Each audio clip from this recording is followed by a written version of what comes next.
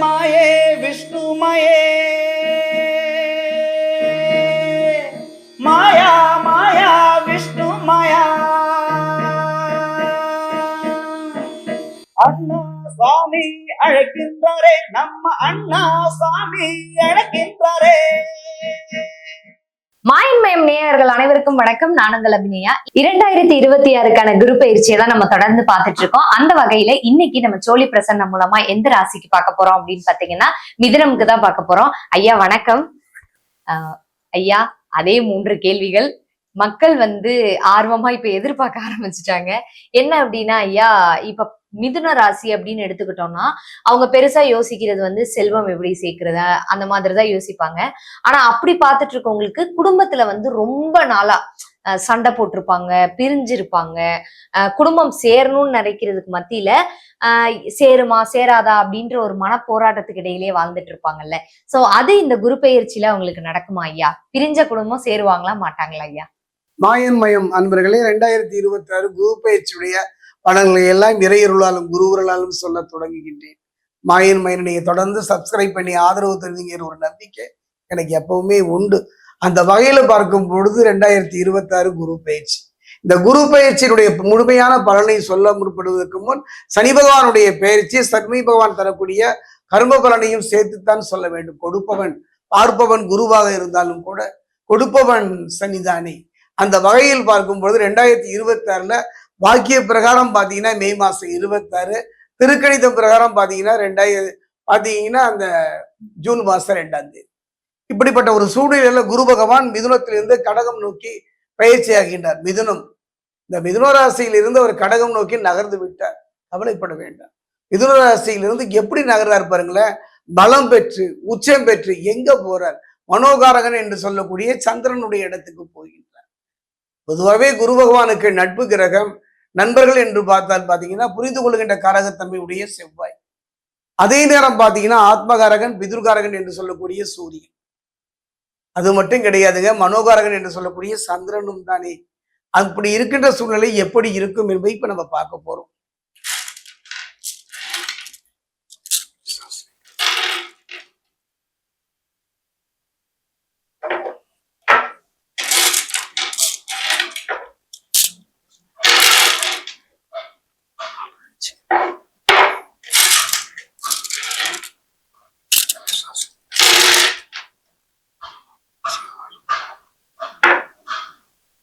மிதுன ராசியை பொறுத்த வரைக்கும் குரு பகவான் நம்மை விட்டு நகர்ந்து விட்டாரே என்றெல்லாம் கவலைப்பட வேண்டாம். கொடுத்து விட்டு தானே நகர்ந்தார். அற்புதமான ஒரு வாழ்வு, நிம்மதியான ஒரு வாழ்வு. இப்படி அடுக்கிக்கிட்டே போலாம். அத்தனையும் கொடுத்தாலும் கூட ஏனோ ஒரு நிம்மதி இல்லாத ஒரு விரக்தியான ஒரு சோகமான ஒரு நிலையைத்தான் சந்தித்து வந்துள்ளீர்கள். கவலையே பட வேண்டாம். இந்த 2024 குரு பகவானை மிதுனத்தை பொறுத்தவரைக்கும் 2ல தனகுருவாகத்தான் வந்திருக்கின்றனர்.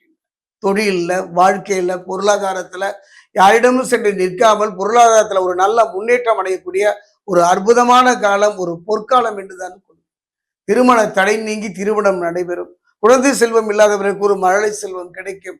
பயணங்களில் ஒரு வெற்றி கிடைக்கும். இதுவரை வாங்கிய கடனை அடைக்க முடியாமல் போராடியவங்க வாழ்க்கையில கடனை அடைத்து நிம்மதி பெறுகின்ற ஒரு தருணமாகத்தான் இந்த குரு பயிற்சி உங்களுக்கு அமைகின்றது. ஐயா, இப்ப என்னோட அடுத்த கேள்வி பாத்தீங்க அப்படின்னா அவங்களுக்கு நிறைய உடல் ரீதியான பிரச்சனைகள், முகம், தொண்டை, இந்த மாதிரி காது பிரச்சனைகள்லாம் இருக்கும்ல, அந்த பிரச்சனைகள்லாம் இந்த குரு பயிற்சியில சரியாகுமா ஐயா? மிதுனராசியை பொறுத்த வரைக்கும் ஒரு அற்புதம் என்றுதான் சொல்லுவேன். அதாவது சுவர் இருந்தால் தானே சித்திரம் அடைய முடியும். அந்த வகையில உடல் ரீதியா கொஞ்சம் உடம்பை கவனிச்சுக்கணுங்க. அந்த வகையில பார்க்கும்போது சின்ன சின்ன மன ரீதியான உடல் ரீதியான பிரச்சனைகள் வந்து போகும். நீண்ட தூர பயணங்கள் செல்லும் போது கவனமாக இருக்கும். சின்ன சின்ன விபத்துகள் விரைய செலவை உண்டு பண்ணும். கவனமாக இருந்து விட்டாலே சிறப்பு. அதே நேரம் ஒன்று சொல்ல வேண்டும், தன் பிள்ளை சான்றோனாகி பார்க்கின்ற ஒரு சூழ்நிலை அமையும். அதாவது தன் தந்தையின் கனவை மெய்ப்பிக்கக்கூடிய ஒரு சூழ்நிலை பிள்ளைக்கு அமையும். அப்பாவுடைய கனவு வாழ்நாள்ல ஒரு வீடு கூட அமையாதா என்று கவலைப்பட்டிருப்பான் இல்லையா? ஒரு நல்ல அழகான வீடை கட்டி வாழுகின்ற ஒரு அற்புதமான சூழ்நிலை. அதே நேரம் யாரையும் நம்பி விடாதீர்கள். காரணம் என்றால் சத்துரு என்பவர்கள் நீங்கள் வேலை செய்யும் இடத்தில் உங்கள் அருகிலே உறவாக நண்பனாக இருந்து கொண்டிருப்பார்கள். கவனமாக இருந்து விடுங்கள். வீண் பழிச்சொல்லுக்கு ஆளாகக்கூடிய சூழ்நிலை இருக்கும். அதே நேரம் சொன்னேன் அல்லவா, 2ல தனகுருவாக இருப்பதனால குருவினுடைய ஒரு நல்ல மாற்றம் பெறக்கூடிய ஒரு சந்தர்ப்பம். அதே நேரம் கர்ம சனி தாங்க. இத்தனை துன்பத்திற்கும் இத்தனை மன சஞ்சலத்திற்கும் காரணம் கர்ம சனிதான். அந்த நிலை மாறும். அந்த நிலை மாறுவதற்கான ஒரு சூழ்நிலையும் இந்த காலகட்டத்தில் அமையும்.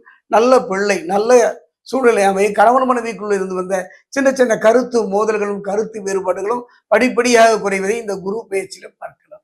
ஐயா, என்னோட அடுத்த கேள்வி பாத்தீங்க அப்படின்னா, இப்ப வந்து மிதுன ராசின்னு எடுத்துக்கிட்டாலே வந்து அவங்களோட சரஸ்வதி கட்டம் வந்து ரொம்ப அழகா இருக்கும். அவங்களுக்கு வந்து சரஸ்வதியோட அந்த அருள் வந்து பரிபூர்ணமா இருக்கும் அப்படின்னு கேள்விப்பட்டிருக்கோம். அந்த விஷயத்த வச்சு நம்மளால பணம் அதிகமா சம்பாதிக்க முடியுமா ஐயா? கண்டிப்பா உண்டு. இவங்களை பொறுத்த வரைக்கும் 2 காரணி உண்டுங்க. அதாவது கற்றறிதல், அதாவது இயற்கையிலேயே இவர்கள்லாம் ஒரு மாறிங்க. படிக்காமலேயே தன்னுடைய புத்தி கூர்மை உடையவர். நீங்க கேட்ட மாதிரி தான். கலைமகளினுடைய திருவுருளை முழுமையாக பெற்றவர்கள். படிப்பை பொறுத்தவரை பஞ்சமே இல்லைங்க. வருகின்ற மனைவியாகட்டும், வருகின்ற கணவனாகட்டும், பிள்ளைகளாகட்டும் ஒரு உச்சாணி கொம்பில் தான் இருப்பார்கள். கல்வி அறிவை பொறுத்த வரைக்கும் இவர் குடும்பத்துல யாரும் இப்படி இருக்க மாட்டாங்க. அப்படிப்பட்ட ஒரு உயர்ந்த உன்னதமான ஒரு நிலையை அனுபவிப்பார்கள். அதே கல்வி அறிவு செருக்கை தந்துவிடும். அதே கல்வி அறிவு கொஞ்சம் தான் என்ற ஒரு நிலையை தந்துவிடும். அதை கொஞ்சம் மாத்திக்கிங்க. காரணம், முழுமையாக கற்றவன் இந்த பூமியில் யாருமே இல்லை. கற்ற கல்வி கால் தூசு பெறாது. அனுபவ கல்வி, அந்த அனுபவ கல்வி மட்டும்தான் இப்ப உங்களுக்கு பலகீனம். இந்த அனுபவ கல்வி மட்டும்தான் இந்த குரு பகவான் இந்த காலகட்டத்தில் உங்களுக்கு தரப்போகின்றார்.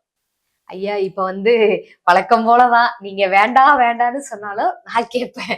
ஏன்னா வந்து அது வந்து மக்களுக்கு வந்து ரொம்ப பயனுள்ளதா இருக்கு அப்படின்றதுனால, இப்ப இவங்களுக்கு செல்வம் அதிகமா சேர்க்கணும், செல்வம் அதிகமா வர்ற செல்வத்தை வந்து தக்க வச்சுக்கணும் அப்படின்னா என்ன மாதிரியான பரிகாரங்கள் பண்ணலாம்? ஒரு அருமையான சந்தர்ப்பம். என்னுடைய அனுபவத்துல சொல்றேன். எல்லோருக்கும் இது நடந்து விடுமா அப்படின்லாம் கிடையாது. இந்த காரணம் சிலருக்கு மட்டும். இதை கேட்கின்ற, இது யாரெல்லாம் பாக்குறீங்களோ கேட்குறீங்களோ அவர்களுக்கு ஒரு ரகசியத்தை சொல்கின்றேன். ஒரு அருமையான மந்திரம் சொல்லித்தரேன். இது என்னுடைய விஷ்ணுமாயனுடைய மந்திரம். திருத்தணி பாதசனீஸ்வரர் ஆலயம் சென்று அங்கு போய் நின்னாலே போதும். நின்றுட்டு இந்த மந்திரத்தை சொல்லி பாருங்கள். ஒரு முறைக்கு 2 முறை சொல்கின்றேன், 2 முறைக்கு 3 முறை சொல்கின்றேன். ஓம் ஸ்ரீ விஷ்ணுமாய சர்வ தனம் தேகிமே. ஓம் ஸ்ரீ விஷ்ணுமாய சர்வ தனம் தேகிமே. ஓம் ஸ்ரீ விஷ்ணுமாய சர்வ தனம் தேகிமே. தனம்னா பணம், தேகினா கொடு, மெய்னா எனக்கு. ஆக இந்த அற்புதமான மந்திரம் என்னுடைய அனுபவத்துல இழந்ததை திரும்ப பெற்றவர்களையும் ஒரு நல்ல கண்ணீரோடு தான் வந்தார்.